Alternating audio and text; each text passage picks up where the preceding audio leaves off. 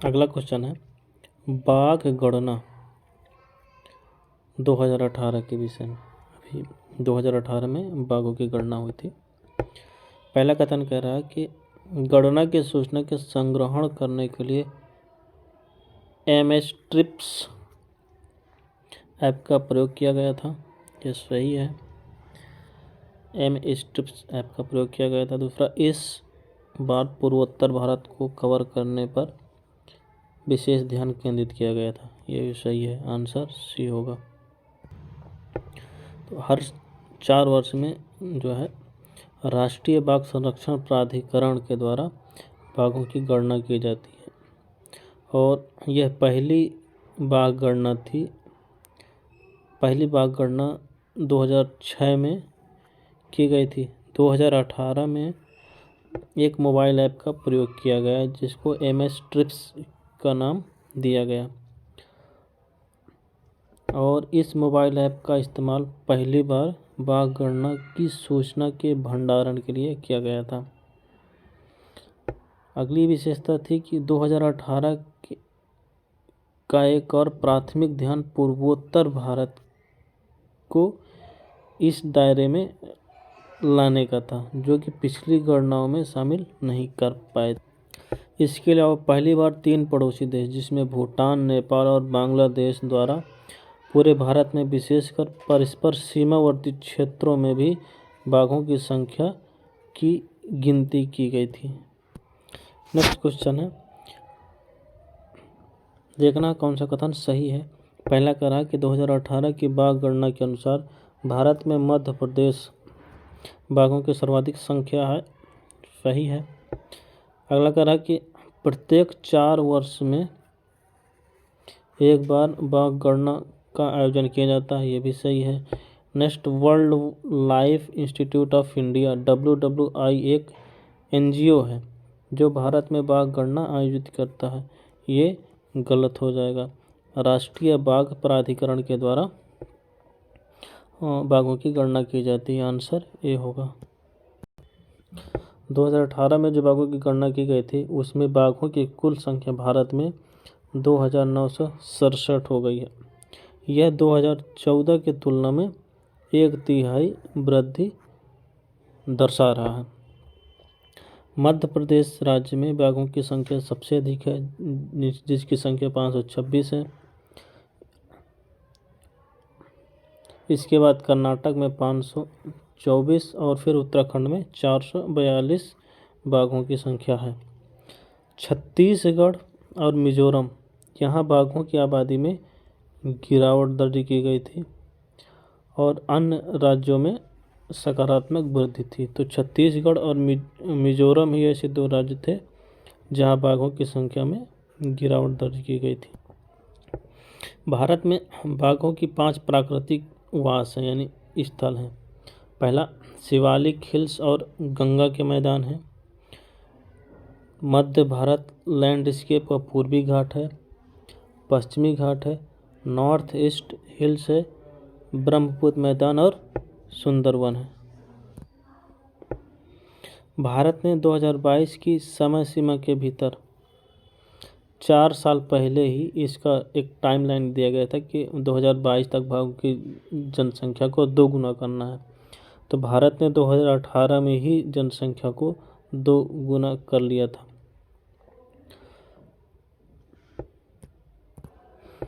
और बाघों की जो गणना है वो राष्ट्रीय बाघ संरक्षण प्राधिकरण के द्वारा किया जाता है।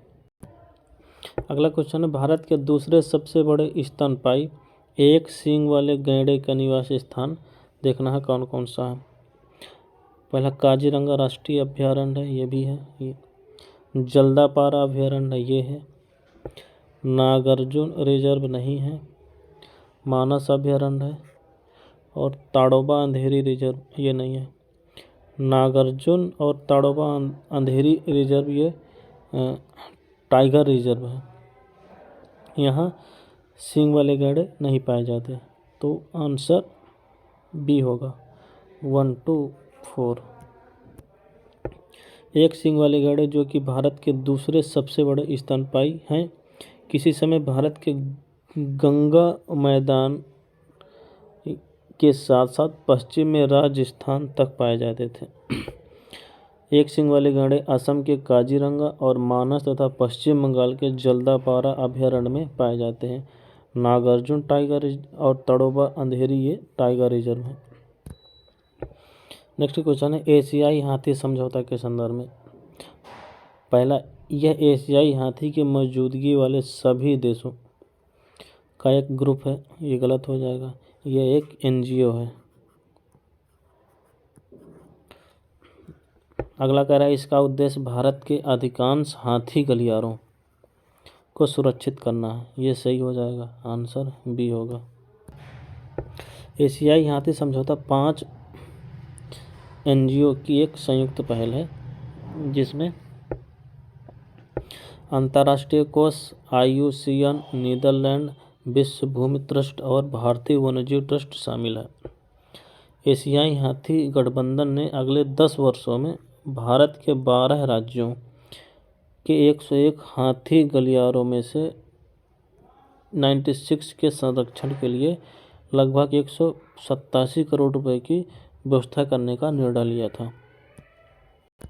नेक्स्ट क्वेश्चन है हेमिस राष्ट्रीय उद्यान के संबंध में। यह सिक्किम में स्थित है, गलत हो जाएगा, लद्दाख में है। यह हिम तेंदुओं स्नो लेपर्ड की उच्च सघनता के लिए जाना जाता है, सही है, आंसर बी होगा। हेमिस राष्ट्रीय उद्यान केंद्र शासित प्रदेश लद्दाख में है और भारत का एकमात्र राष्ट्रीय उद्यान है जो उत्तरी हिमालय में स्थित है। यहाँ हिम तेंदुओं की उच्च सघनता पाई जाती है। अगला क्वेश्चन है गंगा डॉल्फिन की वार्षिक गणना का संचालन राष्ट्रीय वन्यजीव बोर्ड द्वारा किया जाता है, ये गलत हो जाएगा, वर्ल्ड वाइल्ड लाइफ और नेचर इंडिया के द्वारा किया जाता है। अगला है कि गंगा डॉल्फिन नदी पारितंत्र के जैव संकेतक बायो इंडिकेटर के रूप में कार्य करती है, सही है। अगला कह रहा है कि गंगा डॉल्फिन के लिए एकमात्र अभयारण्य उत्तर प्रदेश में स्थित है। उत्तर प्रदेश के साथ बिहार में भी स्थित है, इसलिए ये भी गलत हो जाएगा, आंसर बी होगा। World wide fund for nature India ने उत्तर प्रदेश वन विभाग के साथ मिलकर हस्तिनापुर वन्यजीव अभयारण्य और नरोरा रामसर साइट के बीच ऊपरी गंगा नदी बेसिन में गंगा डॉल्फिन की वार्षिक गणना किया था।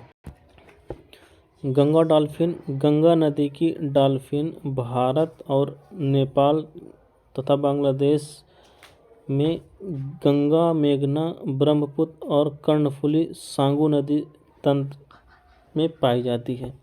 गंगा नदी डॉल्फिन भारत का राष्ट्रीय जलीय जीव है जिसे लोकप्रिय नाम इसका जो पॉपुलर नाम लोकल नाम है सूसू के नाम से भी पुकारा जाता है।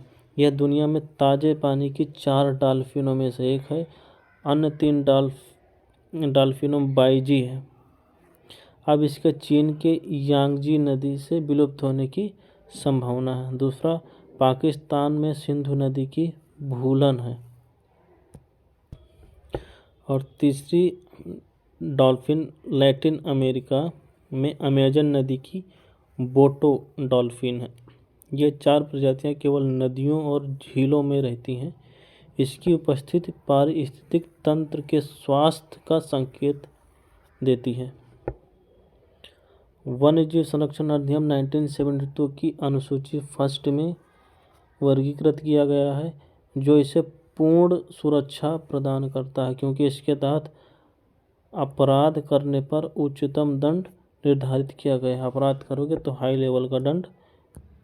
उत्तर प्रदेश के अलावा बिहार के भागलपुर जिले में विक्रमशिला गंगा डॉल्फिन अभयारण्य राष्ट्रीय जलीय जीव जंतु के लिए भारत का एकमात्र अभयारण्य है। नेक्स्ट क्वेश्चन है सामुदायिक संरक्षित क्षेत्र। यह स्थापित राष्ट्रीय उद्यानों, वन्यजीव अभयारण्यों और भारत के आरक्षित एवं संरक्षित वनों के बफर जोन या कनेक्टर या माइग्रेशन कॉरिडोर के रूप में कार्य करता है, सही है। अगला निर्जन तथा पूर्ण रूप से भारत सरकार के स्वामित्व में है। कम्प्लीटली भारत सरकार के स्वामित्व में नहीं है, निजी हाथों में भी है, इसलिए गलत हो जाएगा। अगला कह रहा है कि इस संरक्षण क्षेत्र श्रेणी को पहली बार वन जीव संरक्षण संशोधन अधिनियम 2002 में शामिल किया गया। ये भी सही है, आंसर बी होगा 1 और 3। अगला क्वेश्चन है, यह यूनेस्को का एक विश्व धरोहर स्थल है। यह शेर जैसे पूंछ वाले मैकॉक का वास स्थल है और यहाँ 16 प्रकार की वन पाए जाते हैं। उपयुक्त कथन में किसका वर्णन किया गया है? तो ये वर्णन जो है नीलगिरी बायोस्फीयर के बारे में है। नीलगिरी बायोस्फीयर रिजर्व 2012 में यूनेस्को द्वारा विश्व धरोहर स्थल में शामिल किया गया।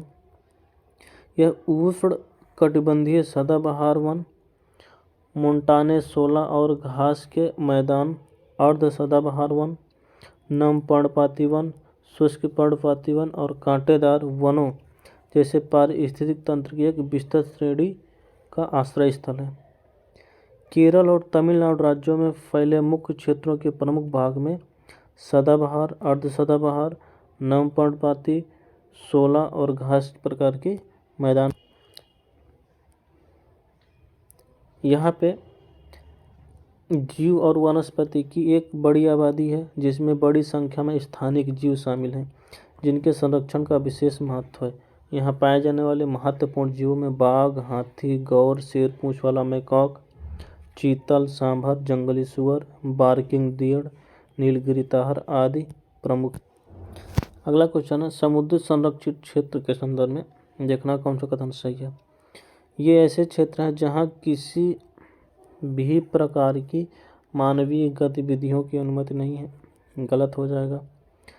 अगला, प्रकृति संरक्षण के लिए अंतर्राष्ट्रीय संघ समुद्री संरक्षित क्षेत्रों MPA के विस्तार को बढ़ावा देने के लिए नीति बनाने से संबंधित है। यह सही है, आंसर बी होगा। समुद्री संरक्षित क्षेत्र के लाभ देखते हैं। यह जैव विविधता को बनाए रखता है और विलुप्त प्राय और व्यावसायिक प्रजातियों के लिए आश्रय स्थल प्रदान करता है। मछली पकड़ने की हानिकारक प्रथाओं और अन्य मानवीय गतिविधियों द्वारा होने वाली क्षति से सुभेद्य आवासों की रक्षा करना और उन्हें पुनर्जीवित करने की अनुमति देता है। ऐसे क्षेत्र सृजित करना जहां मछली प्रजनन करने, अंडे देने तथा वयस्क होने में सक्षम हो। साथ ही आसपास के मत्स्य क्षेत्रों में मछली पकड़ने को बढ़ावा देना, बाहरी प्रभावों जैसे कि जलवायु परिवर्तन की हानियों से बचाने के लिए लोचशीलता का निर्माण करना, समुद्री पर्यावरण से जटिल रूप से जुड़ी स्थानीय संस्कृतियों, अर्थव्यवस्थाओं और आजीविका को बनाए रखने में मदद करना भी है। अगला क्वेश्चन है, अगस्थमलई बायोस्फीयर रिजर्व के विषय में। यह रिजर्व कनिकरण जनजाति का निवास स्थान है, सही है। Annamalai tiger reserve Agasthyamalai tiger reserve के अंदर स्थित है, ये गलत हो जाएगा। अन्नामलाई तमिलनाडु में है, अगस्थमलाई केरल में है, आंसर ए होगा। अगला क्वेश्चन है, निम्नलिखित में से किस स्थानों पर विलुप्त प्राय रण पांडा को देखा जा सकता है? नामदफा राष्ट्रीय उद्यान यहाँ देखा जा सकता है, नेवरा घाटी राष्ट्रीय उद्यान यहाँ भी, और कंचनजंगा जैव मंडल रिजर्व यहाँ भी है, सभी जगह, आंसर बी होगा। रेड पांडा भारत, नेपाल, भूटान और म्यांमार के उत्तरी पहाड़ों तथा दक्षिण चीन के जंगलों में पाया जाने वाला एक छोटे से वृक्ष पर निवास करने वाला स्तनपायी है। यह घने बांस के मिश्रित पर्णपाती और शंकुधारी वनों में निवास करते हैं। भारत में यह सिक्किम, पश्चिमी अरुणाचल प्रदेश, पश्चिम बंगाल के दार्जिलिंग जिले तथा मेघालय के कुछ हिस्सों में पाया जाता है और यह सिक्किम का राजकीय पशु भी है, रेड पांडा। साथ ही रेड पांडा IUCN की रेड लिस्ट में लुप्त प्राय प्रजातियों की श्रेणी में लिस्टेड है और भारतीय वन्यजीव संरक्षण अधिनियम 1972 की अनुसूची फर्स्ट के तहत हाई लेवल की सिक्योरिटी प्राप्त करता है। न्योरा घाटी राष्ट्रीय उद्यान पूर्वोत्तर भारत में सबसे समृद्ध जैविक क्षेत्रों में से एक है और रेड पांडा तथा सीवेट की 5 प्रजातियों का घर भी है। यह पार्क कालिम्पोंग पहाड़ियों में एक महत्वपूर्ण जैव विविधता वाला क्षेत्र है तथा पक्षियों के स्वर्ग के रूप में जाना जाता है, क्योंकि यहाँ से जो साइबेरिया पक्षी माइग्रेट करके आती हैं वो यहाँ देखे जा सकते हैं। सिक्किम का कंचनजंगा राष्ट्रीय उद्यान एक विश्व धरोहर स्थल तथा भारत का पहला मिश्रित धरोहर स्थल है। कंचनजंगा जैव मंडल रिजर्व एशियाई जंगली कुत्ते, Himalayan tahr, snow leopard, clouded leopard और रेड पांडा जैसे वन्यजीवों की सूची का निवासी स्थान है। अन्य राष्ट्रीय पार्क देखें जहां रेड पांडा देखा जा सकता है, उसमें नामदफा राष्ट्रीय उद्यान ये अरुणाचल प्रदेश में है, नोकरेक राष्ट्रीय उद्यान मेघालय में है और सिंगा लीला राष्ट्रीय उद्यान ये दार्जिलिंग में है। यहाँ भी रेड पांडा की उपस्थिति दर्ज की जाती है। अगला क्वेश्चन, निम्नलिखित अधिनियमों को कालक्रम में व्यवस्थित करना है। तो वन्यजीव सुरक्षा अधिनियम आया था 1972 में, वन संरक्षण अधिनियम आया था 1980 में, वायु प्रदूषण निवारण एवं नियंत्रण अधिनियम आया था 1981 में और जल प्रदूषण निवारण एवं नियंत्रण अधिनियम आया था 1974 में। तो इसका आंसर होगा 1, 4, 2, 3 डी। वन्यजीव सुरक्षा अधिनियम 1972, जल प्रदूषण निवारण एवं नियंत्रण अधिनियम 1974, वन संरक्षण अधिनियम 1980 और वायु प्रदूषण निवारण एवं नियंत्रण अधिनियम 1981। अगला क्वेश्चन, भारत के वन्यजीव अपराध नियंत्रण ब्यूरो WCCB के बारे में देखना है। इसने एक जागरूकता अभियान not all animals migrate by choice शुरू किया, यह सही है। नेक्स्ट, यह भारत सरकार को वन्यजीव अपराधों, वनस्पतियों और जीवों से संबंधित मुद्दों पर परामर्श देता है, यह भी सही है। अगला, पूरे देश में जैव निम्नीकरण योग्य कला उत्पादों को बढ़ाने के लिए ब्यूरो द्वारा ऑपरेशन क्लीन आर्ट चलाया गया था। क्लीन आर्ट उत्पादों के लिए नहीं था, नेवलों की सुरक्षा के लिए था, जिनको ब्रश बनाने के लिए मार दिया जाता था। आंसर ये तीसरा गलत होगा। वन्यजीव अपराध नियंत्रण ब्यूरो देश में संगठित वन्यजीव अपराध से निपटने के लिए पर्यावरण, वन एवं जलवायु मंत्रालय के तहत भारत सरकार द्वारा स्थापित एक वैधानिक बहुअनुशासिक निकाय है। इसका मुख्यालय नई दिल्ली में है। दिल्ली, कोलकाता, मुंबई, चेन्नई और जबलपुर में इसके 5 क्षेत्रीय कार्यालय भी हैं। संयुक्त राष्ट्र पर्यावरण, भारत और भारतीय वन्यजीव अपराध नियंत्रण ब्यूरो WCCB ने देश भर के प्रमुख हवाई अड्डों पर प्रदर्शन के लिए जागरूकता अभियान चलाया, जिसका नाम था not all animals migrate by choice रखा गया। ऑपरेशन क्लीन आर्ट का नाम एक राष्ट्रव्यापी ऑपरेशन था जो नेवलों के बालों से बने 54,352 ब्रशों और 133 किलोग्राम कच्चे बालों को जब्त किया गया था इस ऑपरेशन क्लीन आर्ट के तहत। यह ऑपरेशन भारत के 6 राज्यों में चलाया गया था: तमिलनाडु, केरल, कर्नाटक, उत्तर प्रदेश, राजस्थान और महाराष्ट्र। अगला क्वेश्चन, राष्ट्रीय वन्यजीव कार्य योजना यानी national wildlife action programme के संदर्भ में देखना। तीसरी राष्ट्रीय वन्यजीव कार्य योजना में भारत ने पहली बार वन्य जीवों पर जलवायु परिवर्तन के प्रभाव से संबंधित चिंताओं को मान्यता दी। सही है।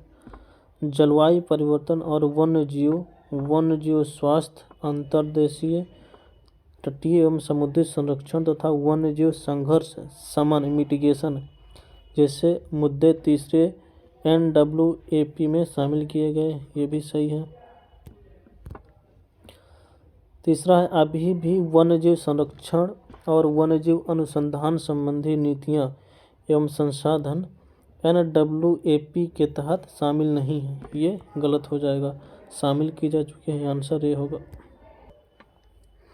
भारत सरकार ने 2017 से 2031 के लिए तीसरी राष्ट्रीय वन्यजीव कार्य योजना यानी national wildlife action plan का अनावरण किया, जो वन्यजीव संरक्षण के लिए भविष्य की रूपरेखा तय करेगी। 1983 में पहली बार यह योजना लाई गई थी और 2006 से 2016 तक दूसरी योजना थी। 2017 से 2031 तक तीसरी योजना है। तीसरी राष्ट्रीय योजना यूनिक इसलिए है क्योंकि यह पहली बार भारत ने वन्य जीवों पर जलवायु परिवर्तन के प्रभाव से संबंधित चिंताओं को मान्यता दिया और उन कार्यों को समेकित करने पर जोर दिया जिन्हें वन्यजीव प्रबंधन प्रक्रियाओं में इसके शमन और अनुकूलन के लिए लिया जाना चाहिए था। तीसरी राष्ट्रीय वन्यजीव कार्य योजना के प्रमुख मुद्दों में जलवायु परिवर्तन और वन्यजीव स्वास्थ्य, अंतर्देशीय, तटीय एवं समुद्री संरक्षण, वन्यजीव संघर्ष शमन, ये कुछ प्रमुख मुद्दे हैं जिन्हें शामिल किया गया है। नेक्स्ट क्वेश्चन, रातापानी वन्यजीव अभयारण्य के संदर्भ में राजस्थान सरकार ने रातापानी वन्यजीव अभयारण्य को बाघ अभयारण्य घोषित कर दिया है। राजस्थान नहीं, MP, मध्य प्रदेश। भीमबेटका शैल गुफाएं रातापानी वन्यजीव अभयारण्य में अवस्थित हैं। ये सही है। कोलार नदी अभयारण्य की पश्चिमी सीमा बनाती है। ये भी सही है। आंसर 2 और 3 होगा।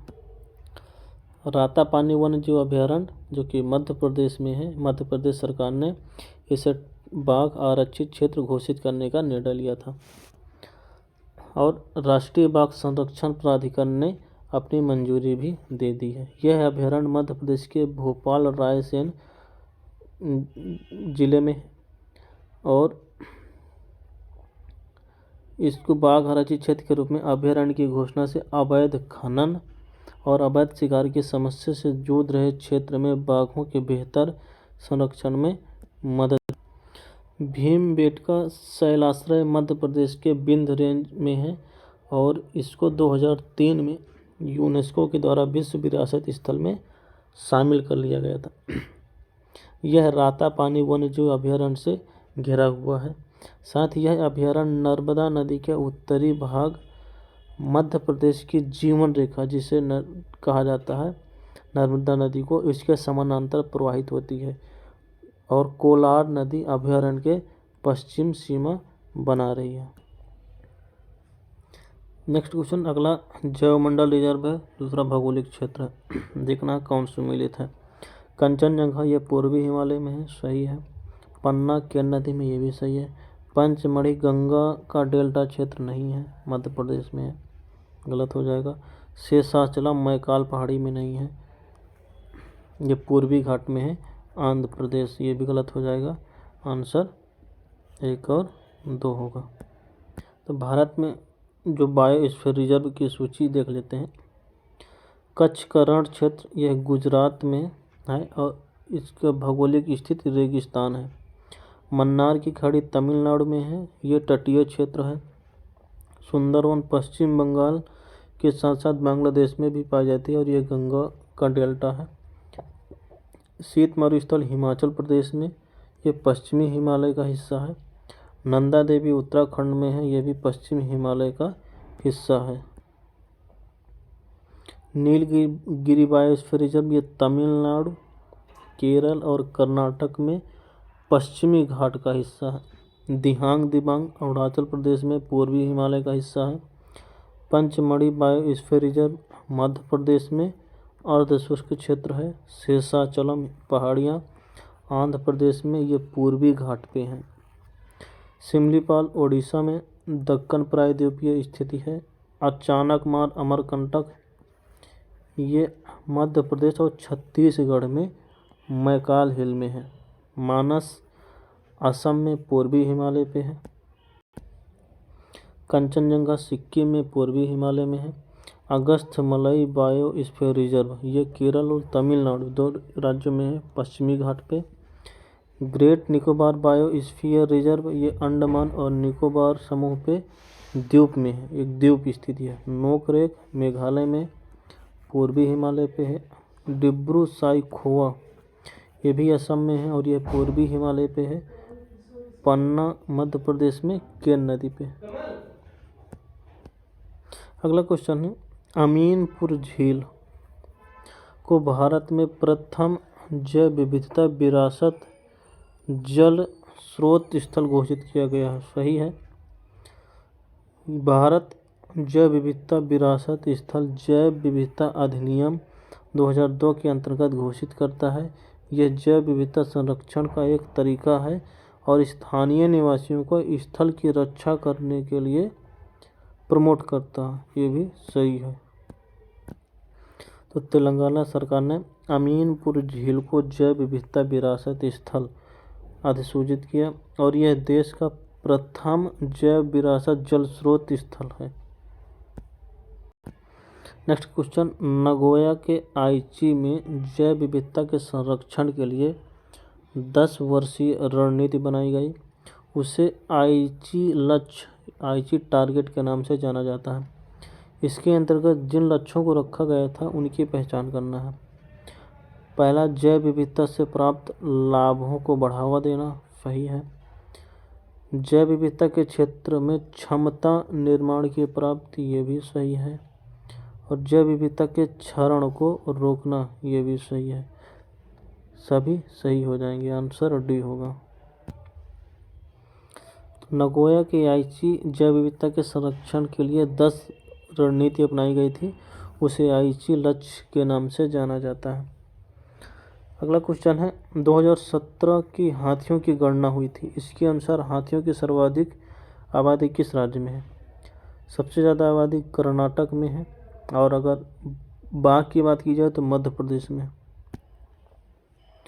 तो सबसे पहले एक साथ की गई हाथियों की अखिल भारतीय गणना के आरंभिक आंकड़े प्रदर्शित किया गया, जिसमें भारत में एशियाई हाथियों की संख्या 27,312 है।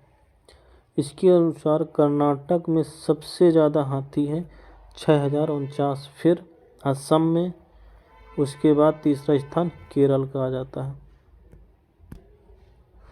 नेक्स्ट क्वेश्चन है, किन्हें वन्यजीव संरक्षण अधिनियम 1972 के तहत स्थापित किया जाता है? वन्यजीव अभयारण्य है, राष्ट्रीय उद्यान है, जैवमंडल रिजर्व नहीं होगा, प्राणी उद्यान हो जाएगा। आंसर 1, 2 और 4 बी सही होगा।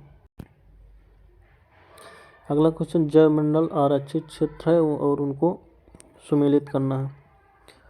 नोकरेक मेघालय, सिमलीपाल ओडिशा, शेषाचलम आंध्र प्रदेश और डिब्रू सैखोवा असम। आंसर डी होगा। नेक्स्ट क्वेश्चन, निम्नलिखित में से किस राज्य ने एक डूब रहे द्वीप को बचाने और पुनः बसाने के लिए कृत्रिम भित्तियों का प्रयोग किया है? यह भारत में इस तरह का पहला प्रयास है। तो वो तमिलनाडु है। तमिलनाडु में कंक्रीट से बनी कृत्रिम भित्तियों का प्रयोग पारिस्थितिक रूप से संवेदनशील द्वीपों के क्षरण को रोकने और मन्नार की खाड़ी क्षेत्र में केरल जैव विविधता को पुनर्जीवित करने के लिए किया गया है। वान द्वीप, इसका नाम वान द्वीप है। इसने अपने कुछ क्षेत्रों को पुनः प्राप्त कर लिया है। मतलब तमिलनाडु सरकार ने जो प्रयास किया है उसका रिजल्ट पॉजिटिव रहा है। यह डूब रहे द्वीप को बचाने और रीस्टोर करने के लिए भारत का पहला प्रयास। अगला क्वेश्चन है, निम्नलिखित घटनाओं को उनके प्रारंभ के काल अनुक्रम में व्यवस्थित करना है, क्रम से लगाना है। तो वन्यजीव संरक्षण अधिनियम आया था 1972 में, जैव विविधता अधिनियम आया था 2002 में, प्रोजेक्ट टाइगर आया था 1973 में और प्रोजेक्ट हाथी आया था 1992 में। तो दूसरा आंसर बी होगा। वन्यजीव संरक्षण अधिनियम 1972, प्रोजेक्ट टाइगर 73, प्रोजेक्ट हाथी 92, जैव विविधता अधिनियम 2002। तो ये चैप्टर कंप्लीट होता है आज।